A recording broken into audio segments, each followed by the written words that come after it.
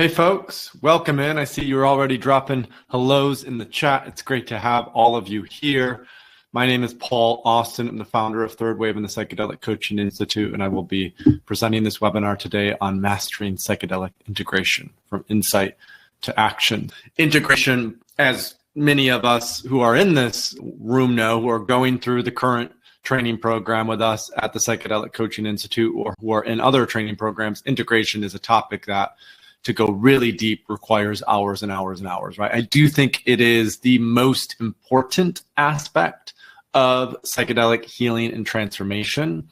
And we'll talk about why that is a little bit more in the webinar today. So with all that said, I don't want to delay us anymore. Let's go ahead and kick off. Welcome to Mastering Psychedelic Integration from Insight to Action. A little bit about myself. Many of you are familiar with our work at Third Wave and the Psychedelic Coaching Institute, but for those of you who are not, I founded Third Wave in 2015 as an educational platform in the psychedelic space. And a few years ago, we launched a practitioner training program for coaches and clinicians who want to expand into utilizing psychedelics for what I'll call the betterment of the well. The betterment of the well. I published a book called Mastering Microdosing, which can be found on Amazon, and my work has been featured in various platforms. And what I love to do in these webinars to connect with more of you outside of this is I'm going to drop in my LinkedIn here. And I'd love if you are on LinkedIn just to add me, send me a note, tell me that you attended the webinar live today. And for those of you who are not on LinkedIn, I'd love to share my Instagram. And if you're more of an Instagram type of person, which some of you may be, you can also follow me and send me a note on Instagram and just tell me, hey, Paul, it was really, great to see you in the webinar live today. I would just love to connect a little bit more with folks in that way. So those are the two social profiles. So connect with me on LinkedIn, connect with me on Instagram. It would really be great to meet more of you on those platforms. So the Psychedelic Coaching Institute, we established officially in 2023. We're currently in our 7th cohort. We've enrolled over 300 practitioners into this training program, and we train industry-leading coaches and practitioners in mastering the skill of psychedelics for individual growth and collective transformation. And what we emphasize a lot in this training program is that the role of psychedelics is more than just healing clinical indications like anxiety, depression, and PTSD. We can use psychedelics in a masterful way to become more wise, more loving, and more powerful. Okay? More wise, more loving, and more powerful. And I would even further define that just as a nice little thing is to become better leaders, lovers, and listeners. Okay? So to become better leaders, lovers, and listeners. And we will be taking questions at the end of the webinar during Q&A. So write them down. You can write them in a journal or you can write them actually in the platform and just make sure you tag it as a question. And we actually have a little part set aside for questions, and we'll get to those towards the end of the webinar. So here's what we'll cover. What is psychedelic integration? The role of an integration coach and the benefits of becoming one. We're going to go deep into the science of integration and specifically the critical learning period and how that relates to neuroplasticity and what it means for us as coaches, clients, individuals who are navigating this. We'll discuss integration for the betterment of the well. I will touch briefly on how this may relate to depressive disorders or things like PTSD, but we'll largely focus on leadership, performance, and well-being. That really is our sweet spot. Why microdosing supports integration. So we'll talk a little bit about the role of microdosing as part of the integration process. Then your next steps, how you could put theory into practice, and a Q&A session. So I'm going to pull up a couple things as we get going. So first of all, we're going to talk about what is integration. And I'm just going to copy paste a couple tweets that I've had lately about integration because I think that'll help provide an insight or deeper context about it. And this is integration is the fourth key element in our 5 key elements. So we've done webinars on assessment, preparation, and ceremony. You can see all of those webinars on our YouTube channel. Leanne will drop a link to our YouTube channel if you'd like to subscribe there, just to stay updated on the videos that we're publishing, the educational videos. So in today's webinar, we're really going to focus on integration, and then we'll host another webinar in about a month, 5 weeks, that's specific to microdosing. So what is psychedelic integration? So these are a couple of tweets that I've published about the topic. The focus of integration is to unlock the full potential of a psychedelic experience. We make lasting changes by upending old and dysfunctional patterns and weaving in new practices that support our well-being. Without integration, psychedelics can potentially do more harm than good. Okay? Another lens to consider. Psychedelics act as agents of destabilization and depatterning. It's why they're so good at shaking us out of our normal, everyday behaviors. Integration is a focused effort to restabilize, but with much healthier patterns for the long term. And one thing I'm going to talk a lot about today is that critical learning period and how we can utilize that critical learning period to restabilize. So a few other things about what is psychedelic integration. It's weaving insights, emotions, and experiences that arise during a trip or journey into everyday life. It's often the missing ingredient in psychedelic experiences, and it's how we bridge insights to actionable change. And I work with this fantastic body worker who does a very particular modality when working with body work. And I learned this from him a few years ago, which is the oh wow versus now what framework. Okay, the oh wow versus now what framework.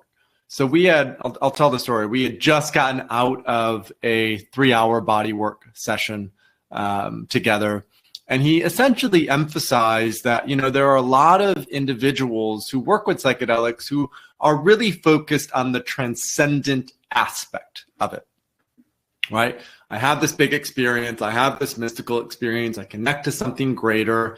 And there's utility. There is a beautiful teaching and lessons that come through in just that experience alone, that transcendent experience, the ineffable, the awe-inspiring, the touching into the mystery of what life is can shake us to our core, right? In some of the most beautiful and profound and also terrifying ways possible. And oftentimes when we are connected to something greater, there are these insights and downloads and awarenesses that come through. And what he emphasizes is that so many people who work with psychedelics get sort of stuck in just wanting to go back into that light, wanting to go back into that bliss, wanting to go back into the full thing, where the real work is in the transformation, right? The now what. So he describes it as the oh wow versus now what framework, or what I would even say is transcendence versus transformation. And what we emphasize a lot in psychedelic work is the importance of physiology, the physical body. Because if these experiences and downloads only are neck up, if they're only in the mind or the emotional body, and they're not fully brought into the entire thing of who we are, our experience of life, then a lot of them can spin off.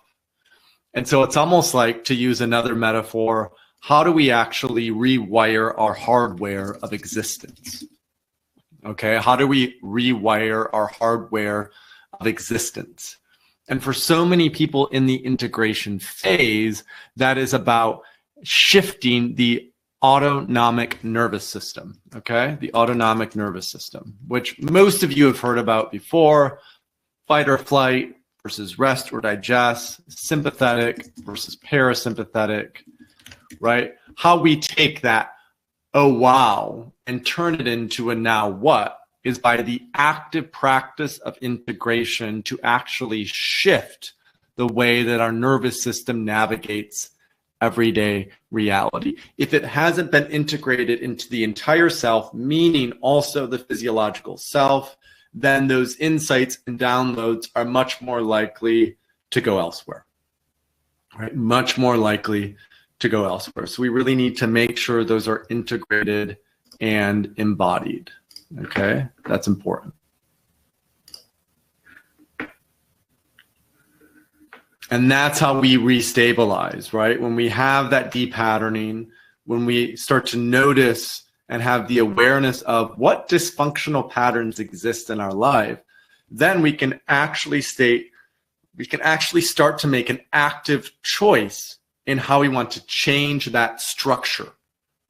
And structure is everything. And I'll get into this a little bit more about why structure matters so much, because structure is the environment of our existence, okay? Structure is the environment of our existence. We can change all these things internally, but if those changes aren't reflected in our external world, then we don't have the capacity to restabilize in a way that is healthier for us. Okay, just as a reminder, keep the questions coming in, write them down. Usually when I teach, it is a deep dive. It can be intense. We cover a lot. And if you need to go back later to review some of these things, there will be a recording that we send out afterwards. So you'll have that capacity. So we've talked about the importance of weaving insights, emotions, and experiences into the everyday life, right? We've talked about the oh wow versus now what framework. Let's focus on applied transformation, not just the transcendent experience. Now I want to talk about something called the critical learning period. And I'm curious, just by maybe writing in the chat for us all, what do you think that critical learning period is? So as you're tuning in from home, maybe just write a sentence or two about what is that critical learning period and why is this such a key aspect of integration. So first of all, neuroplasticity. This is a big buzzword. We've all probably at some point heard about neuroplasticity. It first came into my awareness when I started to meditate at the age of 19 or 20. This is soon after I started to work with psychedelics myself. And I was turned on to a book called Wherever You Go, There You Are by Jon Kabat-Zinn. And in that book, Jon Kabat-Zinn talks about the research around mindfulness-based stress reduction. Okay, mindfulness-based stress reduction. And he emphasized that in this research, individuals who were able to meditate every day for up to 45 days, 6 weeks or so, noticed that there was a significant improvement in the gray area of their brain. And the gray area is plasticity, meaning it becomes more adaptable. It becomes easier to weave in. So as I started to get deeper into psychedelic and psychedelic research a few years ago, I came to realize that a lot of what people experience with a high dose of a psychedelic is similar to what they experience with meditation. That the high dose of psychedelic also helps to facilitate neuroplasticity, but I wasn't sure for how long it was necessarily. I wasn't sure how to best utilize it.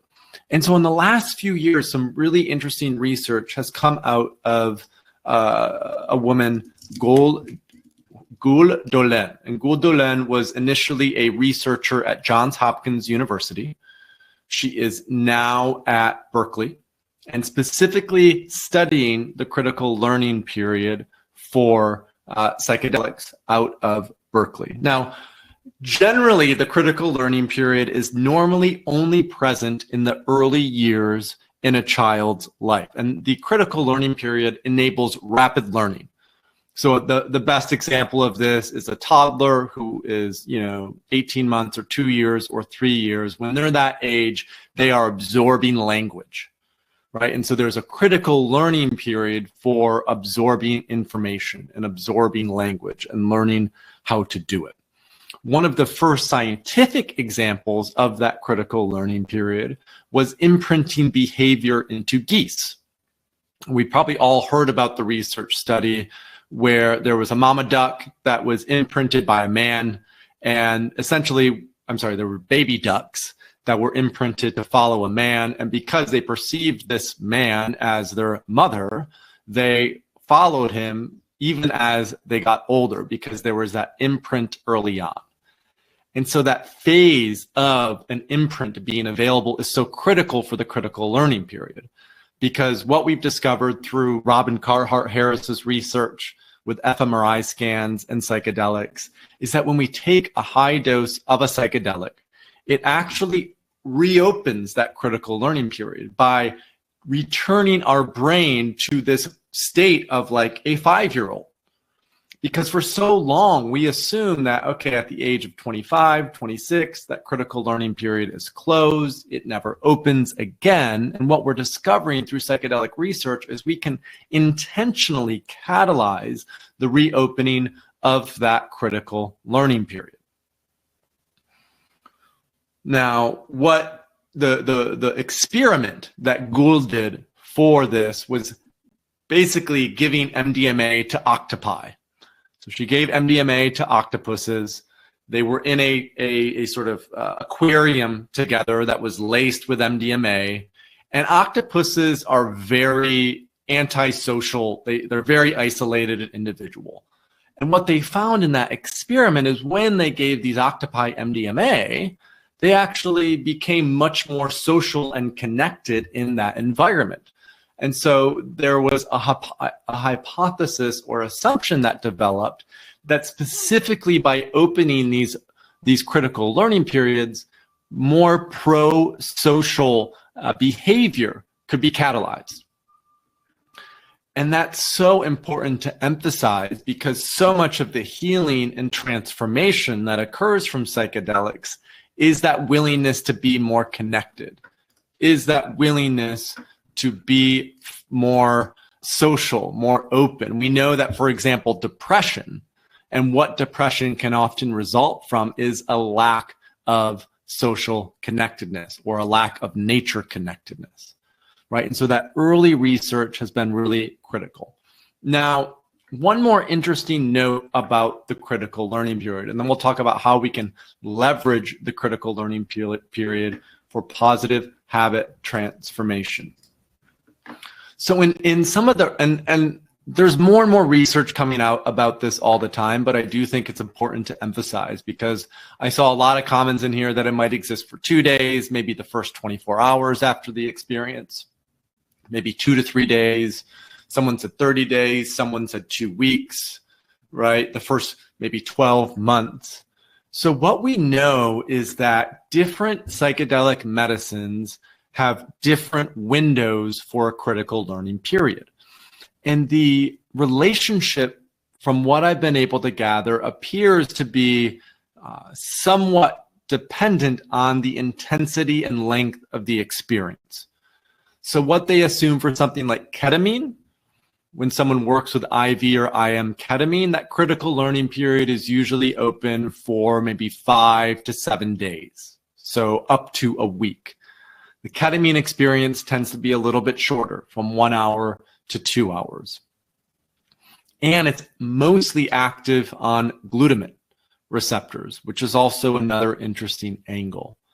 MDMA, that critical learning period was a little bit longer, maybe 7 to 10 days.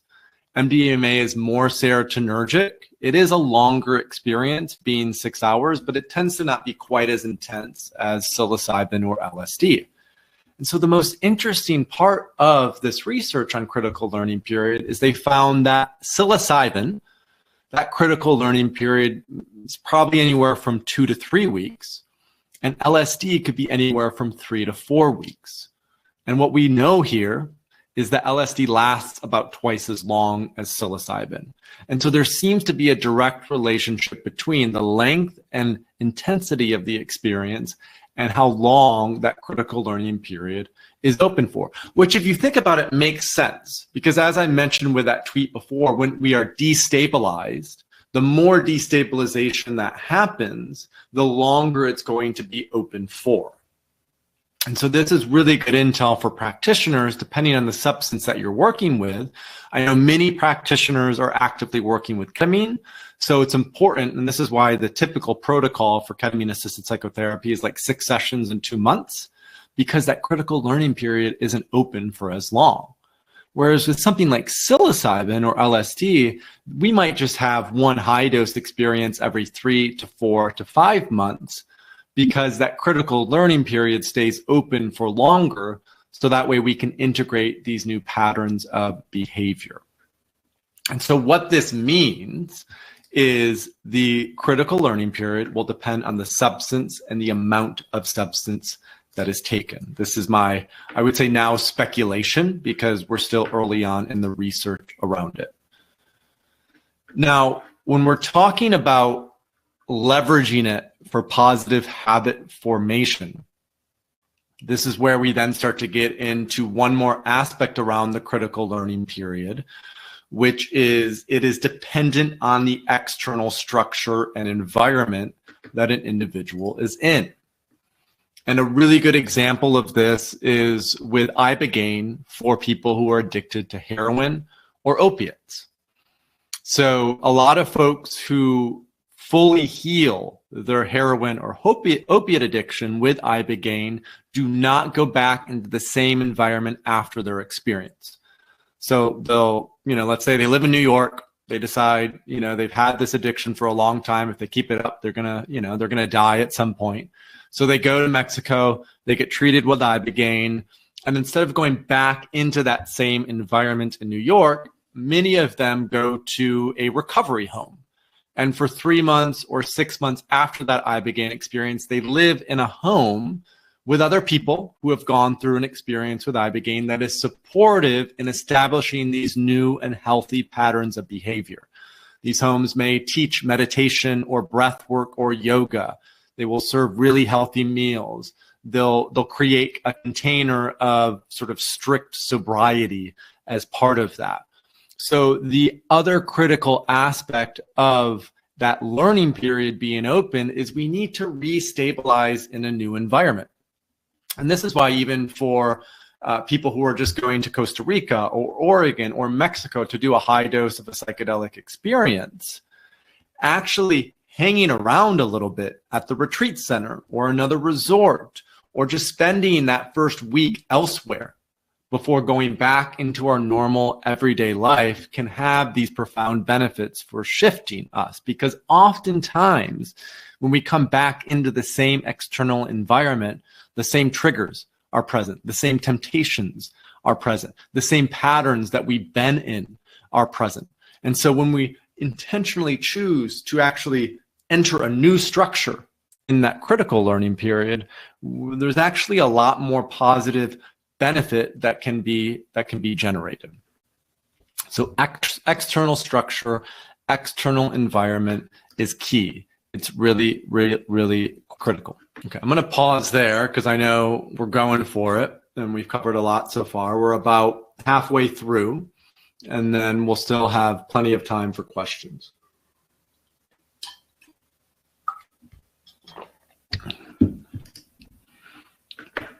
So integration for growth and development beyond clinical outcomes. So focus areas being leadership, performance, relationships, and purpose, and holistic well-being.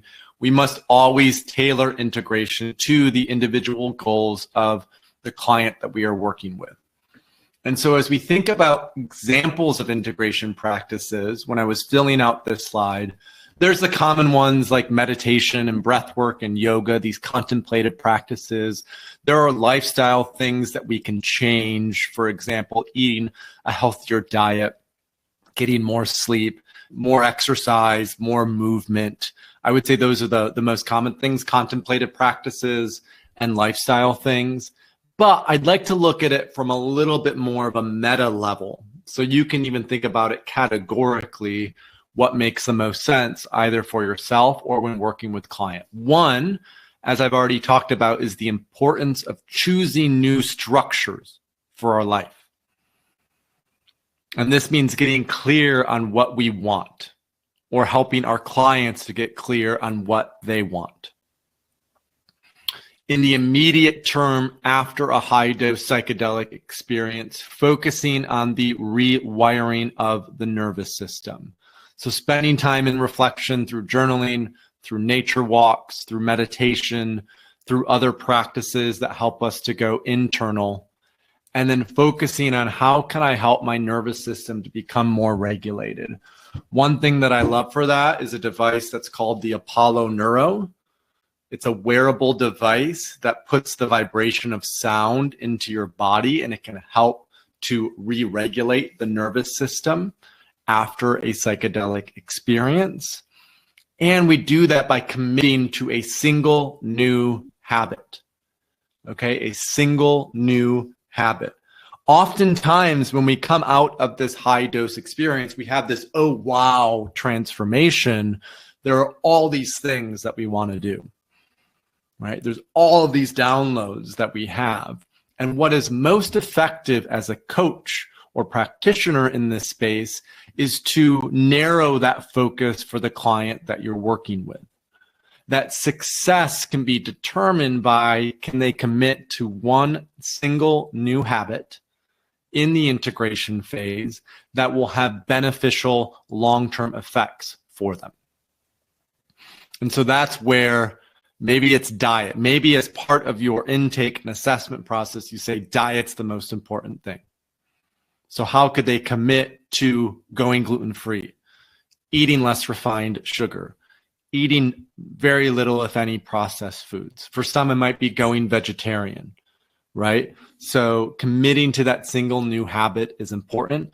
My favorite one, and I think the one that has the most valuable long-term efficacy, is meditation. Can we commit to a habit of getting on the cushion every single day and making the most of our time on that cushion? I actually had a fun tweet that I posted several months ago, which I will repost here for all of you. I'm just going to find it quick. Can you all see this? So if you want to meet God, eat 10 grams of mushrooms. If you want to, quote unquote, become God, commit to the cushion, turn the heightened state into an everyday enlightened trait. But by becoming God, that's sort of hyperbole. It just means that we are able to better embody a sense of flow, a sense of responsiveness, a sense of manifestation in our everyday life. So we're continuing to see questions come in. That's fantastic. I'm going to keep us moving. Okay, and then the final thing is every person is unique. So that's also important to remember, and that's really critical when working with clients, that no two situations are the same. There is no cookie cutter prescription model for integration, but there are first principles of integration that rely on the critical learning period and habit formation. And I'm going to get a little bit deeper into that when we talk about microdosing. Okay, so this is the general approach that I love to take when looking at integration.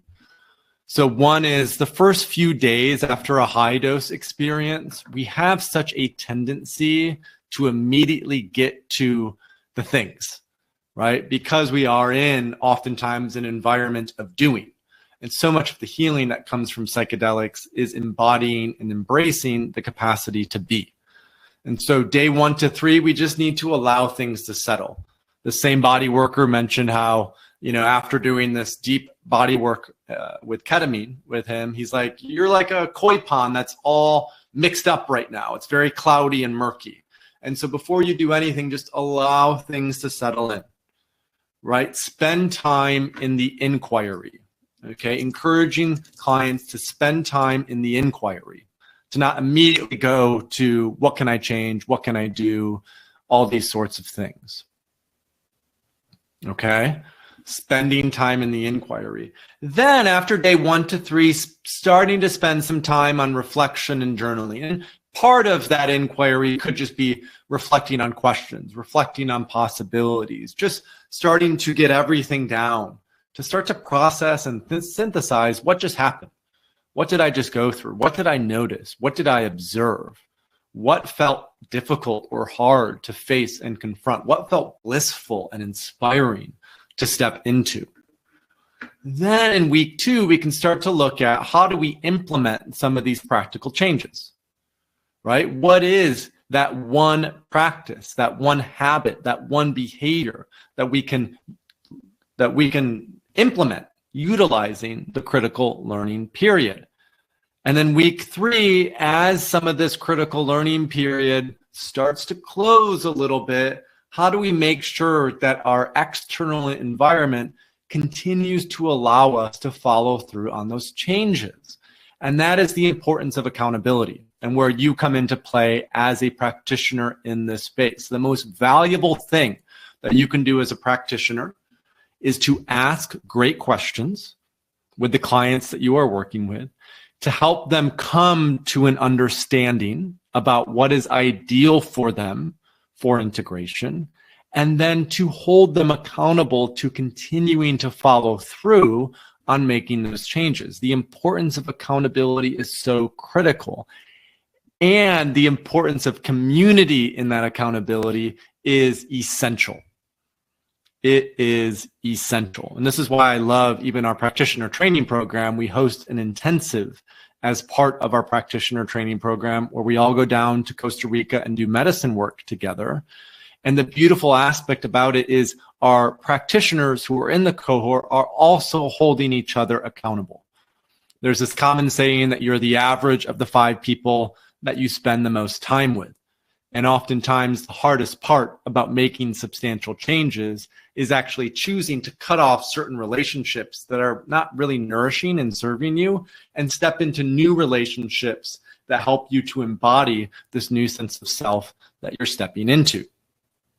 So day 1 to 3, allowing things to settle. Week 1, reflection and journaling. Week 2, starting to implement those practical changes. And then week 3, continuing to follow through on those changes. And the key here is balancing proactivity with gentleness and grace, or balancing flow with structure, right? So to not get too caught up in the mind, but to still allow this intuitive healing, this intuitive intelligence to come forward, to spend time in reflection, to be listening to that and weaving it in. Okay, listening to that and weaving it in. Kimberly, that's a great question that you sent to me privately. I'm going to make it a question. Now, what's the role of microdosing in this process? So typically, what I recommend for a microdosing protocol is a 45-day protocol. When that's done with psilocybin, it's typically every other day, anywhere from 100 milligrams to 200 milligrams. When done with LSD, it tends to be twice a week, right? Anywhere from 10 to 20 micrograms.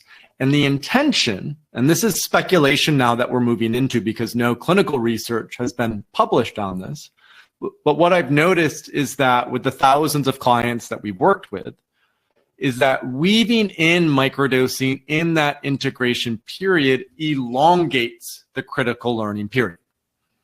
So as we talked about LSD, psilocybin, it tends to be around 2 to 3 to 4 weeks. And so the upside to a microdosing protocol in that integration phase is how could we extend that critical learning period to potentially 45 days. And the reason I mentioned 45 days is because it comes back to the importance of following through on changes.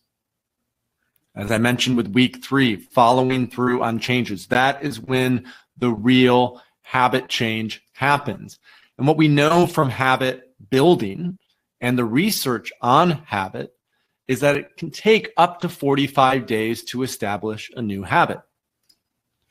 So just to review, high-dose psychedelic experience, spending time in the inquiry, choosing one practice to commit to that aligns with your new structure, and then utilizing accountability and microdosing to build that new habit. If I had to define integration in an easy way, that's how I would say it. High dose, spending time in the inquiry, choosing one thing, and then utilizing accountability and microdosing to build that new habit. All right, we've covered a lot so far. We're going to get into questions pretty soon. Now, I know we have a lot of questions about the benefits of becoming an integration coach. One, it's to stay at the forefront of coaching innovation. that these substances, these medicines, these catalysts are at the cutting edge of coaching, that the key with coaching is neuroplasticity, the capacity to adapt and change. And so weaving this into our practice just allows our clients to change faster, to change with less resistance. This helps us to enhance our coaching practice through the skill of psychedelics. Earlier, I mentioned wisdom, love, and power. And I define power as the capacity to create what we want. In psychedelics, I found by mastering that skill of psychedelics, it enables a greater capacity to create what we want. Okay? Higher quality, higher paying clients, the people who are choosing to come into psychedelic work are committed to transformation. And the beautiful part is that because psychedelics are so effective, the efficacy of your coaching is that much better when used with intention and responsibility, enabling you to differentiate your service in the market. And so we've talked a lot about this, but just to review, the role of an integration coach then is to support clients in navigating the critical learning period effectively, to support clients by choosing that one habit, by helping them to unpack and navigate what is most critical for their transformation, for you to master the art of integration, to set you apart from your peers, and the importance of professional guidance for your clients. That these tools, these medicines are effective, but they are also a lot to handle. So how we navigate that is important. So now we get to the big question, how to effectively integrate psychedelics into your coaching or wellness practice. So many of you have already talked about your curiosity in becoming an integration coach. There are so many of you live who are currently in our training program as well. And I'd love if you could just, Angela and UL and the other Angela and Chris Teague, and I know I saw a few other names, maybe just drop in the chat why and what the training program has meant to you in your practice. But I think it's key to talk about how do we effectively integrate psychedelics into our coaching and wellness practice, right? So there are two potential paths. You can research, learn, and generate this experience on your own. It took me 15 years of psychedelic exploration to generate a deep understanding of this topic. And I've spent the last 10 years mastering the nuances of guiding others on this journey to benefit the people that they're working with, right? And to be honest, not everyone is on board with the idea that psychedelics can be a powerful tool for unlocking your potential and fostering personal growth, because the topic remains controversial and you may face judgment or even criticism for exploring this path. But the key with our training program is you won't be alone, because oftentimes this journey feels lonely. So we guarantee that along with the knowledge you'll gain, you'll be part of a supportive community of like-minded individuals who share your vision, surrounded by people fully committed to positive change, who believe in the potential of these practices and are dedicated to using them for the greater good. Okay, dedicated to using them for the greater good. And this comes back to the external structure. So much of what we emphasize in the training program is the importance that we as practitioners walk the walk. There is no better way to do that than with dozens of other practitioners who are doing it alongside you. And this is what we'll talk about for the last 5 minutes or so now before we get into questions. We will have plenty of time for questions. I will stay on longer and later to answer all of your questions. That you can use my knowledge and our knowledge, more importantly, it's not just my knowledge, our knowledge at PCI to become a certified practitioner in 10 months, immersed in a supportive community who share your vision and are fully committed to using these practices. So why start now rather than waiting another 1 to 2 years? Because now is the time. It's going. Google searches related to microdosing specifically grew by 1,250% from 2015 to 2023, according to a new federally funded study published by the American Medical Association. 61% of Americans now support a regulated and legal framework for therapeutic use. This was published by UC Berkeley, right? So more than 60% of voters now support it.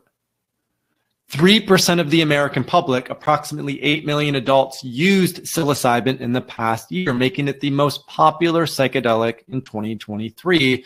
And 47% of them were microdosing. So all of these stats point to there is a massive growth in interest. There are hundreds, if not thousands, if not even millions that we saw by this slide, 8 million adults, millions of people who need professional support to navigate this space, to utilize that critical learning period for transformative outcomes. And so the third wave of psychedelics is here. Are you ready to be on the cutting edge, integrating the skill of psychedelics and turning this growing tide into your success? Because the thing is, with our course, it's not just another online course you pay for and never complete. We've organized it into 3 containers, each one holding a different role in your training and growth. We have theory, which is a 10-month comprehensive curriculum. This next cohort, we have the intensive February 8 to 15, which is an 8-day intensive in Costa Rica to facilitate greater embodiment. And we have a 50-hour practicum to ground theory into practice. And I'm just going to share a little bit more about this training program. So the intensive, basically in terms of what we go into theory, taking clients from stuck, unproductive, and lost to clear, motivated, and on top of their game, setting the stage, safety, ethics, and integrity, how we work with psychedelics, types of psychedelic coaching, outcomes of psychedelic work, and then how we build our business, because weaving psychedelics in offers a new opportunity for how we approach our professional life. We have an 8-day immersive, which is the turning point of the entire program. It combines everything you have and brings together what you learned into a single and transformational event. And the purpose of the intensive is direct psychedelic substance experience in the context of connection, including experiences with mushrooms, daily yoga and meditation, a temescal, workshops, so much more, in-person coaching. And this entire intensive is included in the program tuition. And then we have a practicum, which is going through the 5 key elements. How do we discover calls, do discovery calls, and assess client readiness, prepare for ceremony, hold space, integrate ceremony, coach through microdosing, and then what's the role of accessibility and representation for all of this? All right, so that's a little bit more about the training program. One more thing before we open this up, in case folks are interested in applying. Here are a few more details. Completing the intensive and becoming a top 1% practitioner, understanding the nuance of psychedelic coaching, learning how to apply the appropriate medicines and techniques, understanding the benefits and risks of different medicines, the impact of dosage and timing, and how to best leverage them for your client's needs, mastering the 5 key elements of a transformative psychedelic experience, and developing a toolkit of multiple modalities so you can ground the theoretical knowledge, scientific research, and practical insights into the integration process, like we've talked about today. And just a few more details before we get to the Q&A. This program is for you if you are an executive, business, or life coach ready to unlock new opportunities and elevate your practice to the next level. Health and wellness practitioners that are eager to explore a new approach and broaden their horizons. If you're a high-achieving professional seeking a dynamic career transformation. So we have an application fee, so you can apply for it. You'll see this on the landing page. We're seeking only those who are truly committed to transformation. This is not a first-come, first-served approach, and it's why we've implemented an application process to ensure our community is made up of individuals who are genuinely committed to transformation. So Leanne, if you could just note some of these questions and put them in the Q&A, that would be fantastic. Application process. After you pay the fee, you'll be taken to a page to schedule an admissions interview. Once approved, you will receive an email with payment instructions, and when you have chosen your preferred method of payment, you will get a welcome email confirming your payment. Here are a few testimonials. We've already seen a bunch in the chat from different folks who are participating and who have been in the cohort already, from Dylan, from Chris, from Alexa, what former students have said. So there's a lot of great folks who have gone through this and have had that life-changing experience and are now able to weave psychedelics into their practice. Okay, I'm just going to get through the rest of these because I want to get to the questions. So let's get to Q&A. Okay, lots of questions, and I'm going to do my best to get all of them. Let's get into some of the Q&As about integration specifically. What is the difference in psychedelic integration and counseling or therapy, besides therapists having an advanced degree or license? I would say the key difference between psychedelic coaching and integration and psychedelic counseling and therapy is that coaches are focused on what we want to create. They're focused on what I would call the betterment of the well. It's not as much of a focus on clinical indications. Counselors and therapists tend to focus more on depression, addiction, PTSD, anxiety. Typically for coaches and practitioners who are training in psychedelic integration, we're looking more so at the betterment of the well and how we can ensure that we can support clients on that path of transformation. Andrea says, is this the same as the memory reconsolidation window? I'm not sure, Andrea. I don't know fully what the memory reconsolidation window is. I imagine it's similar, that when we open that critical learning period, that it allows us to have a catharsis of repressed memories or repressed emotions and actually integrate them and transmute them in a way that is beneficial. Till asked a great question. When does learning start in the context of psychedelics?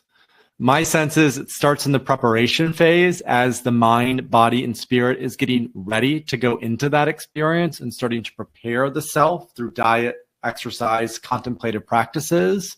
That's when we really start to notice that context kicking off. It really gets activated, though, from that high-dose psychedelic experience and then elongated through microdosing. Shannon asked about sharing around somatic trauma release. So a lot of somatic trauma release. Peter Levine has a great book on this called Waking the Tiger, that a lot of the trauma we have is stored from the neck down in the subconscious or the unconscious. So somatic trauma release is going beyond the mind and into the body because the body really keeps the score. And so there's a couple great methodologies for that. One is called Hakomi. Another is called somatic release experiencing. That's from Peter Levine. And so being able to utilize somatic release as part of integration for psychedelics can be incredibly beneficial.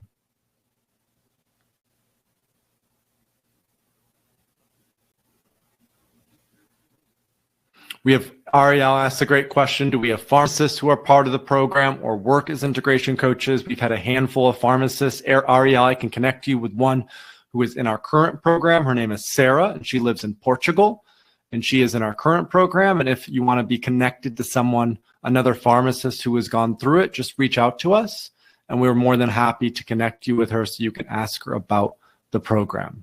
Carol asked a great question. To elongate the critical learning period after a high-dose experience, do you have to use the same plant or plant medicine or substance, or could you go into microdosing with psilocybin after an eye ceremony?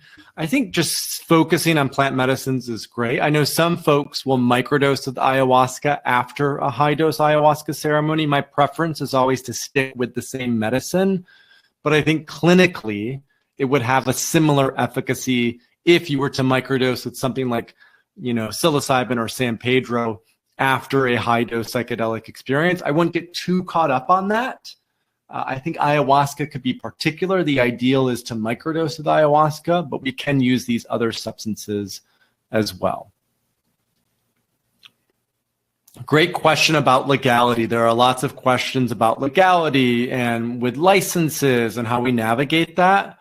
A lot of that depends on your comfort level. So if you, for example, have a license, if you're a prescriber and you want to start to get into work with psychedelics, you can legally work with ketamine and prescribe ketamine, right? So my advice would be to focus first on ketamine as the substance that you want to work with. And our training program goes through that in detail because a lot of the same rules apply across all psychedelics: ketamine, MDMA, psilocybin, LSD.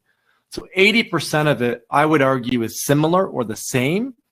And so if you have a clinical license and you're worried about losing that potentially, focus on ketamine to start with. And then if you choose to go into the underground and do that work, have that be very word of mouth and very sort of under the radar if that's something that you want to go deeper into. Because legality is opening up. Colorado has legalized natural medicines. Oregon has legalized psilocybin. There are a lot of cities that have decriminalized these plant medicines. And so the legal picture is greater than it ever has been before. And that will only continue to improve and develop over the next 3 to 5 to 7 years. And that's key because if going through a training program like ours, it's going to be another year before you graduate. And I would say maybe another year or two after that until you feel like, okay, I am really locked and loaded, because it requires some hands-on personal experience to navigate it all. We do include education that focuses on trauma that may come up during the process, although this isn't focused on trauma work. Trauma naturally arises even in non-clinical settings. And so we talk through and discuss how to navigate things, how to navigate past trauma as it may come up in an experience.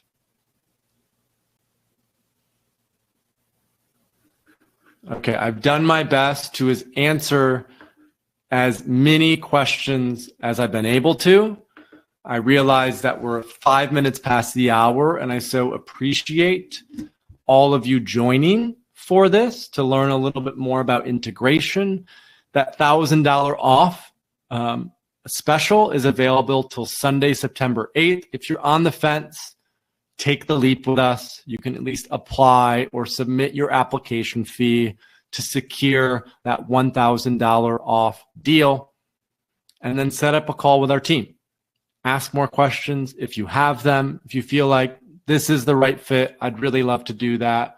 All of the details are there on our main website. So I appreciate all of you coming today. Thank you so much for sticking around to the very end. Thank you so much for navigating this with us. If there are questions I did not have a chance to get to, please send them over. I'm seeing one last from Michael about neuroplasticity and development in older adults. It can work, Michael. That a lot of people are coming into microdosing in their 60s and 70s to help with cognitive decline. I think iboga microdosing may be the most effective for cognitive decline, but we'll have a webinar specific to microdosing in about another month or so and go deeper into those details at that point in time. All right, I appreciate you all coming and attending. We'll follow up with an email that has this replay if you want to go in more, and please reach out to us if you have any questions whatsoever. Thank you so much for joining us today.